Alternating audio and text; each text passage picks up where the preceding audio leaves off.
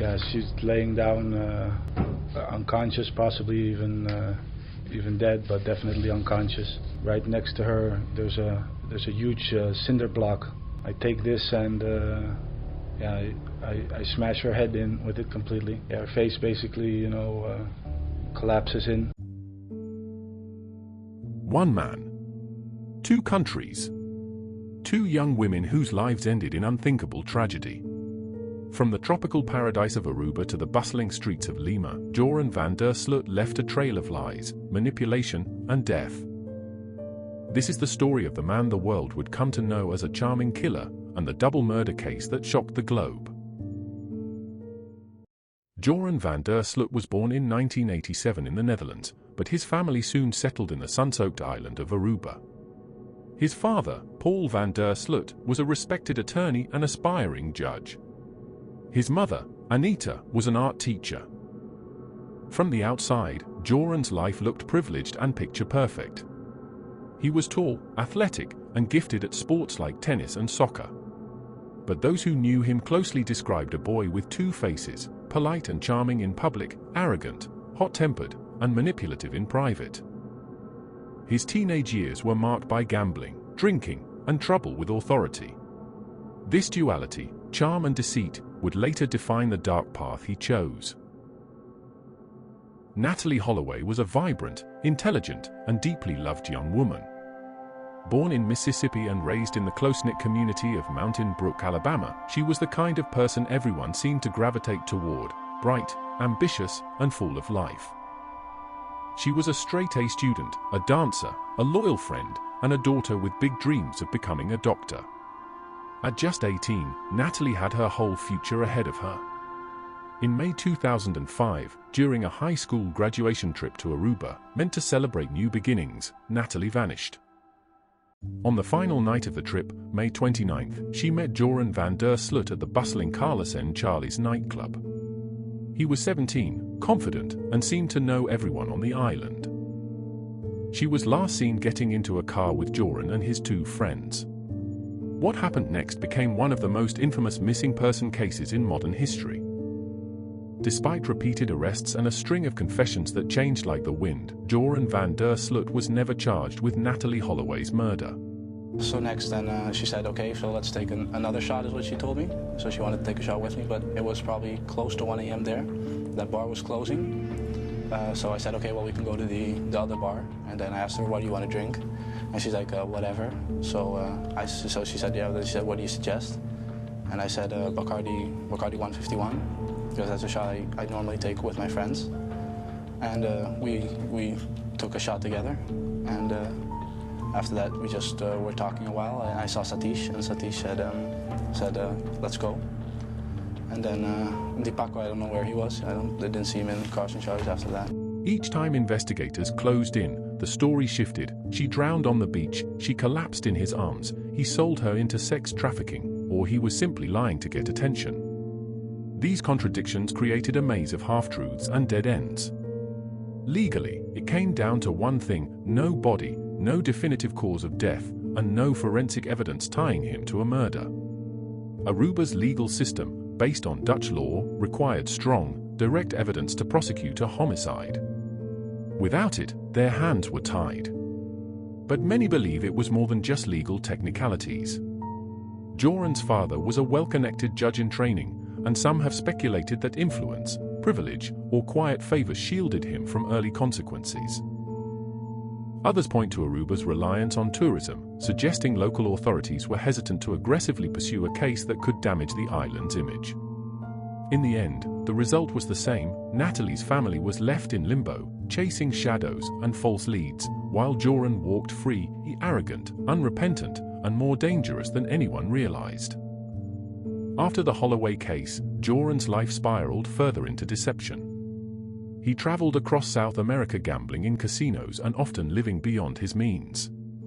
In 2010, he reached a new low. He tried to extort Natalee's mother, Beth Holloway, for $25,000 in exchange for false information about Natalee's body. This act would put him on the FBI's radar and set the stage for his next crime. Stephany Flores Ramírez was a bright, warm-hearted 21-year-old woman from Lima, Peru with her entire life ahead of her. Born into a prominent but grounded family, Stephany was known for her intelligence, her kindness, and her unwavering loyalty to those she loved. Her father, Ricardo Flores, was a successful businessman, former presidential candidate, and professional race car driver, well known in Peruvian political and sports circles. She was disciplined, driven, and had a maturity beyond her years. Her friends called her their anchor, the one who always stayed calm, who always had your back. Stephany wasn't reckless. She wasn't naive. But like Natalee Holloway, she trusted the wrong person at the wrong moment. On the night of May 29, 2010, Stephany decided to try her luck at the casino. There, fate introduced her to a tall, confident Dutchman, Joran van der Sloot. The next morning, May 30th, exactly 5 years to the day since Natalee Holloway vanished, Stephany was dead. She had been beaten, her neck broken, her face blooded. Joran had fled the scene, leaving behind a trail of evidence. Stephany's blood on his clothes and bedding. DNA match under her fingernails. CCTV footage of Joran leaving with his luggage. Days later, he was captured in Chile. During interrogation, Joran confessed. He claimed that Stephany had discovered articles about the Natalee Holloway case on his laptop, and in a fit of rage, he attacked her. The truth was far darker. Joran had robbed her and tried to cover up another murder. In 2012, Joran van der Sloot pleaded guilty to the murder and robbery of Stephany Flores. He was sentenced to 28 years in a Peruvian prison. Yet the story didn't end there. Nearly 18 years after Natalee's disappearance, her family finally heard the words they had long suspected but never confirmed. Joran van der Sloot had killed their daughter. Plus, she asked to go back to her hotel, but I was just trying to get dropped off a little bit further away from her hotel, so we could walk back to her hotel, and I might still get a chance to be with her. Okay. That's what I was hoping for. Okay. So what happens? Yeah, Deepak drops me off at a place a little right of the Marriott hotel known as the Fisherman's Huts. This place is not so far from, the next hotel is the Marriott, and the next hotel after that is another Marriott, which is a timeshare, and then it's the Holiday Inn. Well, we walk along the beach. Do Deepak and Satish get out? Come with what happens to them? Deepak and Satish leave. They leave. They go back to their home. I assume they go back to their home. They get in their car and they leave. I'm actually with Natalee walking along the beach. I find a space before we get to the Marriott hotel, where I lay her down. We lay down together in the sand, and we start kissing each other. I get her to kiss me again. We start kissing each other, and I start feeling her up again, and she tells me no. She tells me she doesn't want me to feel her up. I insist. I keep feeling her up either way, and she knees me. She ends up kneeing me in the crotch. When she knees me in the crotch, I get up on the beach and I kick her extremely hard in the face. Yeah, she's laying down unconscious, possibly even dead, but definitely unconscious. And I see right next to her there's a huge cinder block laying on the beach. When you say cinder block, looking at the walls of this place, is it like those? The exact same cinder blocks. I see a huge cinder block laying on the beach.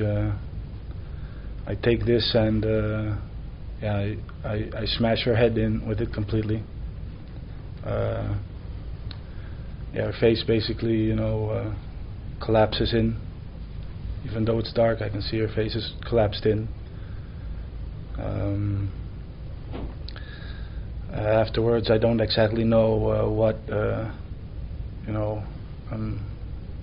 I'm scared. I don't know what to do, and I I decide to take her and to put her into the ocean. So I grab her and I half pull and half walk with her into the ocean. I push her off. I walk up to about my knees into the ocean, and I push her off into the sea.